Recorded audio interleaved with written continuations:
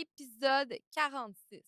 As-tu déjà vu ça, des gens sauter dans la neige à pieds joints, ayant aucun vêtement sur le corps, ou d'autres personnes prendre des bains froids dans la glace? Tu t'es sûrement dit que jamais tu allais faire ça et c'est complètement cinglé. Et si moi je te dis qu'aller au froid peut influencer l'expression génétique, c'est-à-dire la manière dont certains gènes sont activés ou désactivés. C'est ce qu'on peut appeler le biohacking afin d'aider son corps à avoir des meilleures performances ou être en meilleure santé. Est-ce que ça t'intéresserait de le faire? Vous voici dans l'ABC de la perte de poids avec Ali Braggs, naturopathe et coach de vie. Ce podcast est destiné aux femmes trop occupées qui souhaitent perdre du poids avec des trucs simples reliés aux thématiques des 3C, les croyances, les connaissances et les comportements à avoir. Chaque épisode te révélera des astuces simples afin d'arrêter de faire le yo-yo avec la balance et enfin avoir des résultats durables sans acheter des pilules magiques. Let's fucking go, on y va! Salut tout le monde, ici Ali dans l'ABC de la perte de poids à l'épisode 46 et aujourd'hui, on va élaborer sur le C du comportement mais aussi des connaissances parce que tu vas voir qu'aujourd'hui, je veux t'infliger un nouveau comportement, une nouvelle habitude dans ton quotidien, mais pour ça, il faut que je t'apporte des connaissances pour que tu comprennes encore mieux. Donc aujourd'hui, on va parler du biohacking grâce à l'exposition du froid. Donc, le but aujourd'hui de cet épisode, c'est vraiment que tu comprennes mieux c'est quoi le froid peut faire, qu'est-ce qu'il peut apporter à ton corps et comment faire aussi pour l'ajouter à ton quotidien si toi, tu es un petit peu frileuse, hein? Parce que moi, j'étais quelqu'un de frileuse et quand on me parlait de ça au début, j'étais tellement, j'étais pas sûre de vouloir vraiment l'essayer, mais maintenant que je sais tous les bienfaits, c'est quelque chose que j'adore mettre dans ma routine. Puis on va parler un petit peu du lien aussi avec le biohacking. C'est un sujet qui m'intéresse énormément et on a pu comprendre que l'exposition au froid peut avoir une capacité d'influencer l'expression de tes gènes, donc de biohacker ton corps. Mais Ali, c'est quoi le biohacking? Et c'est ça que je veux commencer à t'expliquer. Tu vas comprendre que tout le long, depuis mes débuts d'épisodes de podcast, je t'aide un petit peu à biohacker, un peu à moduler ton corps pour être en meilleure performance, à être en meilleure santé et aller au-delà de tes gènes. Parce que j'aime ça le dire, qu'on n'est pas condamné. C'est pas parce que tu as eu dans ta famille des problèmes cardiaques, des problèmes de dépression, des problèmes de diabète que tu es condamné et toi aussi, tu es obligé de développer ces maladies-là. Qu'est-ce qui est génial aujourd'hui, c'est qu'on a su comprendre grâce à l'épigénétique ou même par le biohacking que oui, tu peux porter un gène de maladie ou de cancer, mais tu as le pouvoir d'activer ou désactiver ce gène. Donc, le pouvoir de peser sur la switch on ou sur la switch off. Donc, c'est ça qui est génial et le biohacking fait partie de ça. On pourrait dire que le biohacking, en fait, c'est un concept super fascinant qui combine la biologie et le hacking dans le sens de bricoler ou optimiser. L'idée à ça, c'est d'améliorer ton corps, ton esprit et ta vie grâce à différentes techniques et habitudes que tu peux mettre dans ton quotidien. On pourrait voir ça par le do it yourself. C'est l'approche individuelle où les gens expérimentent sur eux-mêmes différentes techniques afin d'améliorer leur santé et leur bien-être dans leur performance aussi.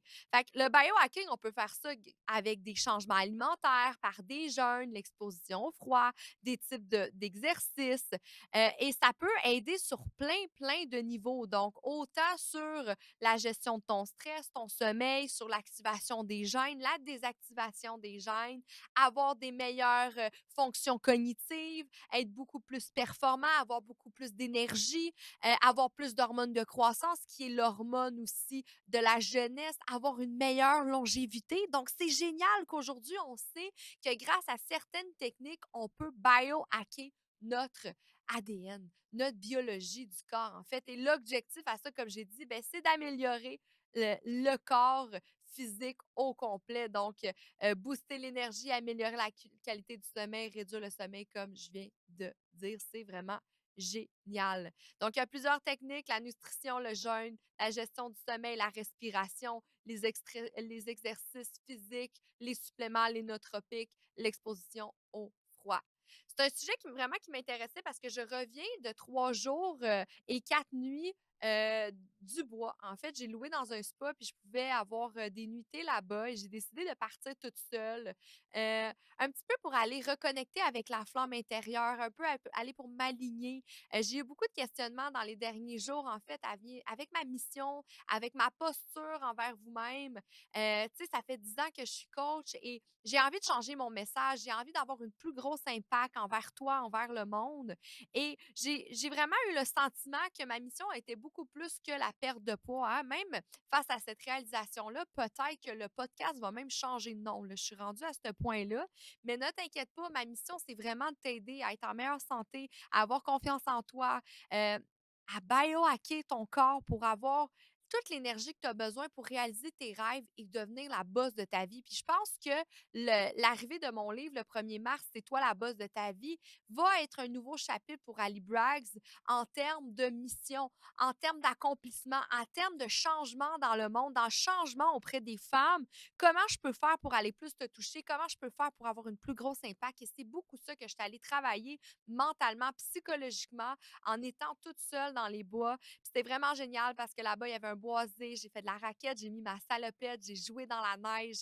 J'ai eu beaucoup de plaisir, j'ai beaucoup relaxé, j'ai médité, j'ai respiré et naturellement, d'où vient aussi, j'étais au spa et j'ai fait beaucoup d'hydrothérapie. Donc, exemple, 30 minutes au chaud et par la suite suivi de 1 à 5 minutes dans le froid extrême. Et c'est ce qu'on appelle l'hydrothérapie et c'est un petit peu en lien avec ça aujourd'hui.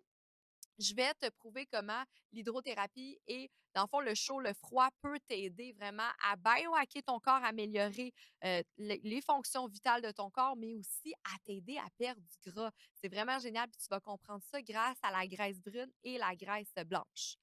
Premièrement, je veux te dire au corps qu'est-ce que ça fait l'hydrothérapie, donc l'exposition au chaud suivi du froid.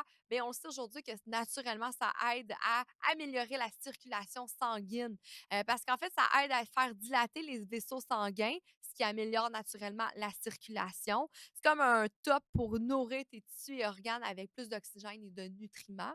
Aussi, naturellement, ça aide beaucoup pour détendre les muscles et soulagement des douleurs parce que ça aide l'eau chaude aide à détendre les muscles tendus et soulager les douleurs comme les courbatures, l'arthrite ou les douleurs lombaires. Moi, je suis quelqu'un qui souffre beaucoup de migraines, donc naturellement, mon cou, il est très tendu à cause de mon système nerveux. Donc, c'est quelque chose qui m'a vraiment aidé d'aller dans les spas. C'est comme un gros câlin chaud pour nos muscles, hein. Ça aide pour la réduction du stress et améliorer le sommeil. On sait aujourd'hui que l'hygrothérapie, c'est un moyen naturel de baisser le stress. L'eau chaude et le mouvement de l'eau peut en fait avoir un effet apaisant sur l'esprit et aussi nous aider à mieux dormir. Ça peut aussi aider naturellement pour stimuler le système immunitaire parce que l'alternance du chaud-froid stimule la production de globules blancs. Donc, quand tu as plus de production de globules blancs, c'est là qu'on peut combattre les infections. Donc, le système immunitaire, on pourrait dire un boost de système immunitaire. C'est comme un boost d'armée intérieure. Donc, ça aide énormément.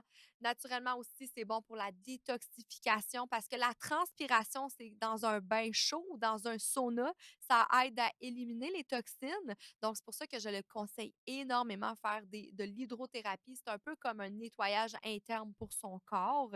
Donc, d'autres raisons aussi pour faire du chaud-froid, ça améliore la peau, l'apparence de la peau parce que ça peut aider à nettoyer, à hydrater, surtout l'eau minérale peut avoir des très beaux effets bénéfices sur divers problèmes de peau.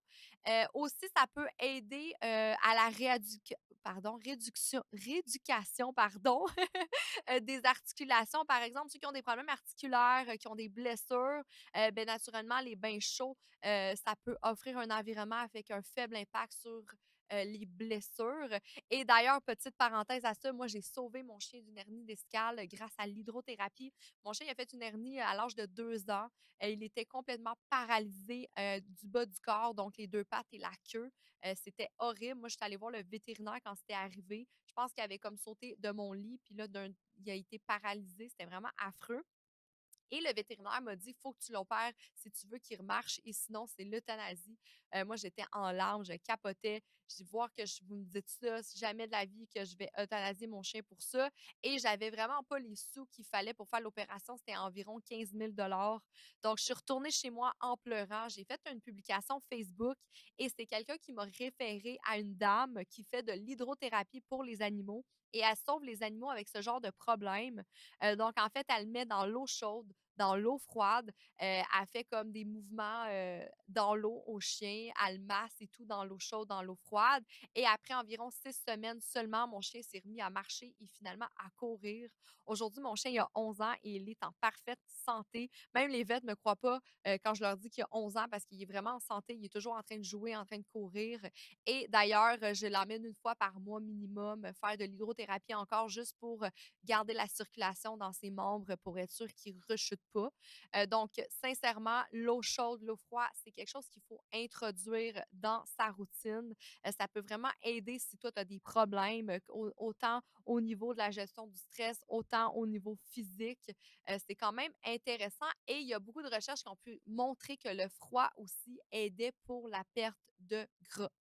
Naturellement, ça ne fait pas de perdre du poids ou du gras directement, mais quand ton corps a froid, il travaille plus dur pour maintenir la température du corps normal qui est 37. Donc, on pourrait dire que quand tu es dans le froid, ton corps brûle plus de calories, comme s'il serait en mode turbo pour essayer de garder sa température. Donc, on brûle un peu, ça active le métabolisme quand on est au froid. Puis, on peut relier ça, en fait, à la différence entre la graisse brune et la graisse blanche. Puis, je veux t'expliquer ça aujourd'hui, ce concept-là, super intéressant en lien avec le froid. En fait, la graisse blanche, c'est ça qu'on a partout dans le corps, là, principalement. C'est stocké, en fait, ça stocke l'énergie. C'est la graisse que tu connais, là, qui s'accumule quand on mange trop, heu, de ce qu'on a de besoin, en fait. Donc, peut-être après les fêtes, tu as plus mangé, tu as stocké de la graisse, ben, c'est de la graisse blanche. Comme j'ai dit, c'est localisé partout dans le corps, mais surtout au niveau de la taille, des hanches et des cuisses. C'est de la graisse paresseuse qu'on pourrait dire parce qu'elle stocke les calories.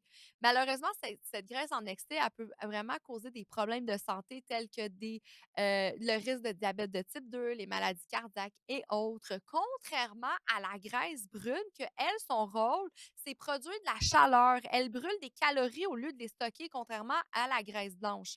Elle, en fait, elle est localisée autour du cou et autour du dos. Donc, par exemple, chez les bébés, il y en a plus que chez les adultes, j'allais dire les humains, mais les adultes. Chez les adultes, elle est beaucoup moins présente. Par contre, la graisse brune, c'est ça qu'on veut.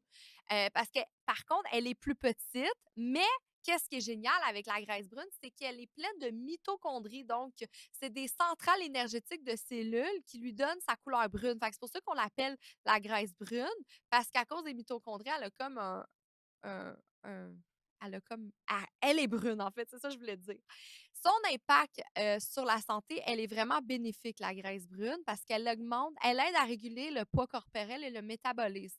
Donc, qu'est-ce qui se passe? C'est quand tu te retrouves dans le froid, ton corps, il active cette graisse brune-là pour te réchauffer en brûlant des calories. Puis ça peut t'aider à transformer une partie de la graisse blanche en graisse brune. Donc, quand tu es au froid, ça permet d'activer la graisse brune, ça active les mitochondries, ça crée de l'énergie, ça fait qu'on brûle plus de calories et ça peut faire comme si la graisse brune, en fait, vu qu'elle brûle des calories, elle produit plus de chaleur. Donc, c'est comme si ça donnait des signaux à la graisse blanche de faire pareil. C'est ça qui est génial. C'est un peu comme si ton corps passait en mode chauffage central et pour ça, il faut qu'il puise dans tes réserves d'énergie, donc dans ta graisse. Donc, c'est pour ça qu'on dit que quand tu es exposé au froid, ça active le métabolisme et c'est ce qui fait que ça peut t'aider à perdre du gras. Fait que vraiment, en résumé de ça, là, c'est que le froid, ça peut stimuler la conversion d'une partie de la graisse blanche en graisse brune, ce qui peut aider à augmenter le métabolisme et la dépense énergétique. Donc, si toi, tu es quelqu'un qui n'est pas habitué d'aller dans le froid, je te conseille vraiment de le faire. En plus, pour la santé, ça va vraiment t'aider aussi pour la perte de gras à cause de la stimulation de la graisse brune et aussi un petit peu montrer comment agir à la graisse blanche et tout ça dans le but d'activer ton métabolisme pour brûler plus de calories. Fait que c'est quand même vraiment génial. Puis c'est là qu'on parle de biohacking. On peut vraiment, avec des techniques simples, biohacker son corps et permettre à son corps de se transformer, pas seulement en prenant des médicaments ou autres. Il y a beaucoup d'autres techniques telles que le froid que ça peut aider. Maintenant, je vais te donner des trucs, ben, comment faire pour intégrer le froid dans son quotidien parce que ça peut être pas trop évident. Moi, je viens de m'acheter un genre de gros bain, un genre de gros truc, en fait, à 1000 $ environ, que ça met comme l'eau en glace. Donc, très, très froid. Je me mets dedans et ça devient très, très froid comme de l'eau glacée. Et par la suite, si je veux, je le vide et ça peut m'envoyer des vapeurs très chaudes. Fait que ça fait vraiment l'effet de eau chaude. Eau froide, ce qui apporte une hydrothérapie qui peut m'apporter beaucoup de bienfaits à mon corps et à ma graisse. Mais si toi, tu n'as pas envie d'investir autant d'argent là-dedans, je peux te donner des trucs très simples. Donc, pour commencer, la douche froide.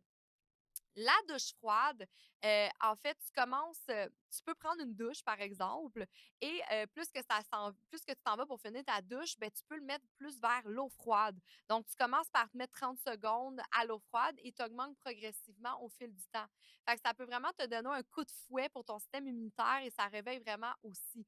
Fait que comme je l'ai dit tout à l'heure, le froid peut aussi aider pour tes globules blancs. Fait que si tu es malade, tu sais, c'est un petit peu contradictoire parce que des fois, on pense que quand on est malade, il faut rester au chaud, mais c'est vraiment prouvé que le froid, ça aide à activer à la production de globules blancs. Fait que c'est vraiment un petit conseil que je peux te donner. Essayez de commencer par les douches froides. Surtout si tu es frileuse, là, tu sais, commence avec une douche genre chaude. Après, tu y vas avec tiède. Et quand ça finit, vas-y avec froid. Tu restes 30 secondes et tu arrêtes ta douche. Fait que ça pourrait être un super truc pour euh, mettre dans ton quotidien l'eau froide.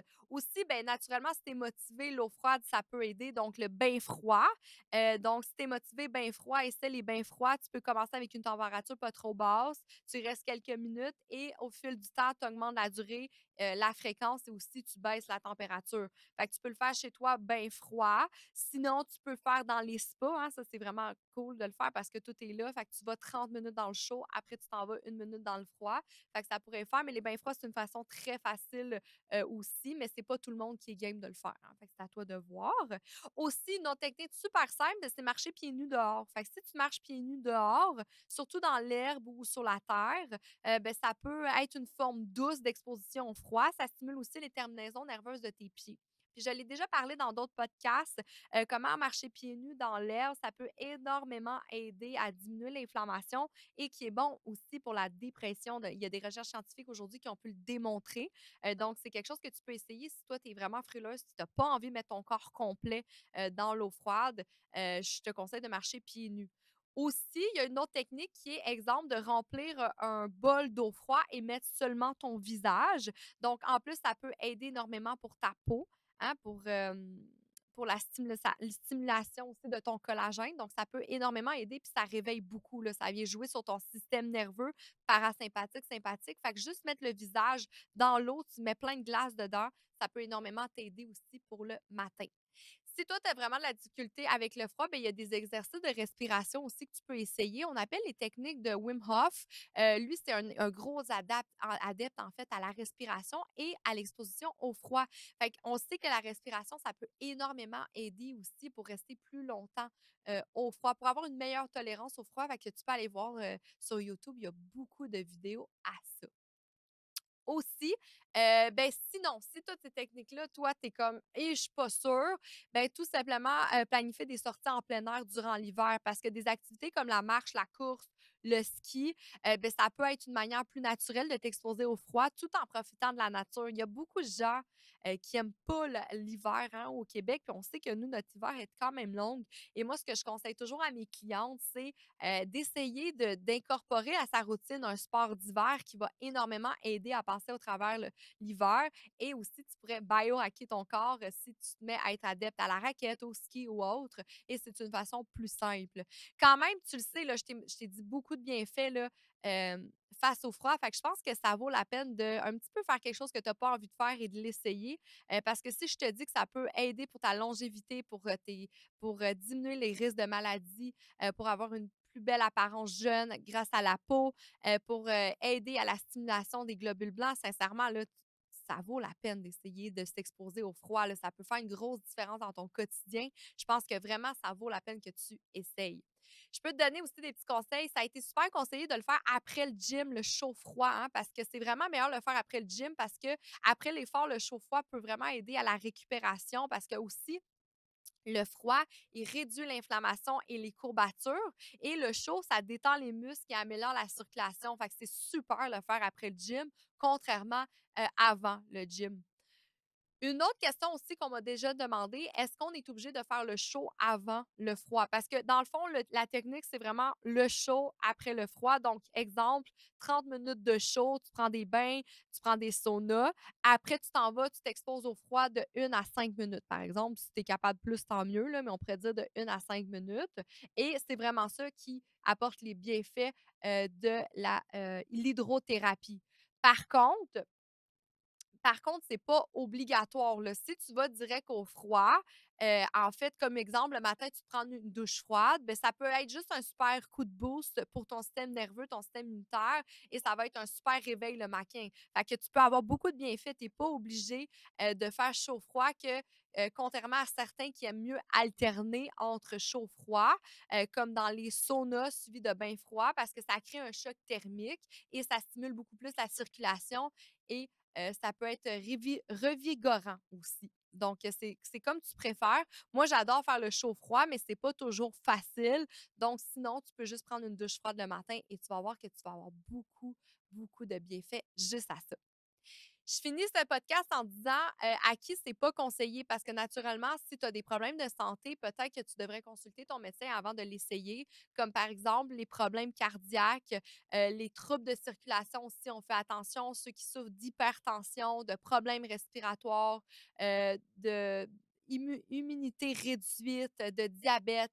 Naturellement aussi, ceux qui sont en grossesse, on fait attention aussi on évite les extrêmes de température là, quand on est enceinte. Donc, ça, il faut l'éviter. Donc, tu as bien compris, en fait, que la technique du froid extrême ou juste le chaud-froid, ça peut énormément aider. Ça peut biohacker ta génétique. Ça peut t'aider sur ta longévité, sur ton système immunitaire, sur l'apparence de ta peau. Ça peut t'aider à perdre du gras grâce à la stimulation de la graisse brune. Toutes les raisons sont bonnes pour mettre ça dans son quotidien. Donc, je serais vraiment curieuse de savoir si tu vas l'essayer après avoir écouté cet épisode. J'espère vraiment que tu as apprécié l'épisode. Surtout, partage ce podcast qui pourrait vraiment éduquer tes proches à intégrer cette nouvelle routine eux aussi pour avoir une meilleure longévité, puis aussi peut-être à mieux apprécier l'hiver. On se retrouve la semaine prochaine pour une que je te parle en fait de la meilleure détox après les fêtes ou peut-être juste la meilleure détox. Peut-être que toi, tu as déjà fait ça, une détox, tu as plus bu d'alcool, tu as moins bien mangé, puis tu te dirais, me semble que j'aurais besoin d'une détox. Qu'est-ce que je pourrais faire, Ali, pour me détoxifier de les toxines dans mon corps? Est-ce que ça serait un thé magique? Est-ce qu'il y a un supplément pour ça qui peut m'aider pour la détox? Hein, parce que c'est une question qu'on me pose souvent.